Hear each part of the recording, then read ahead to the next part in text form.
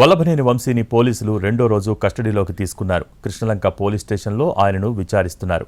Vijayawada sub jail నుంచి వంశీని ముందుగా ప్రభుత్వ ఆసుపత్రికి తరలించి అక్కడ వైద్య పరీక్షలు నిర్వహించారు. వంశీని తరలిస్తున్న సమయంలో డ్రోన్ కెమెరాలతో పర్యవేక్షించారు పోలీసులు. వైద్య పరీక్షల తర్వాత కృష్ణలంక పోలీస్ స్టేషన్కు వంశీని తరలించారు. నిన్న వంశీని 20కి పైగా ప్రశ్నలు అడిగారు. వాటికి వంశీ నుంచి సరైన సమాధానాలు రానట్టు తెలుస్తోంది.